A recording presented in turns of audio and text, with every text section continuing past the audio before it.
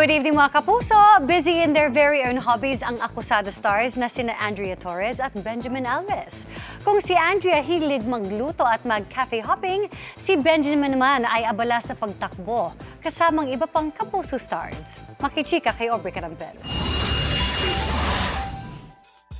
Enjoying her single life si akusada star Andrea Torres na sa kanyang free time ay naghihilig magluto at sinishare pa ang recipe sa kanyang followers online. Hilig din daw niyang bumisita sa concept cafes kung saan siya madalas tumambay para mag-unwind o magbasa ng libro at scripts. Kasi minsan kapag sa bahay ka nagbabasa parang wala lang. Minsan parang, lalo na pag mahaba yung binabasa mo.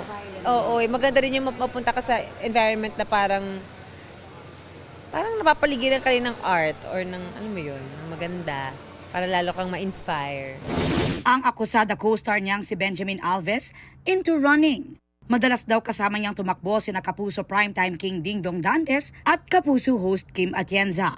Tulad nitong linggo, kung kailan nagsuot sila ng End Corruption Now shirt during their run. I feel like as an artist na nagbe-benefit sa public opinion or sa public na yung suporta ng public, I have to stand with them and say something. Lalo na pag nakikita ko directly ang apekto ng nangyayari sa atin. For the people that are yung lumalaban ng patas, kailangan talaga natin ipaglaban sila. Very timely rin daw ang lalabas nilang pelikula tungkol sa buhay ni dating Pangulong Manuel L. Quezon. Si Ben ang gaganap as Young Quezon. Maging critic tayo sa mga leaders natin kasi talagang sila yung there are public servants sila so they have to serve us. So dapat ganun tayo. Hindi tayo nadadala sa konting ayuda, konting tuwa. Kailangan karapatan natin yun bilang Pinoy na kinikriticize sila.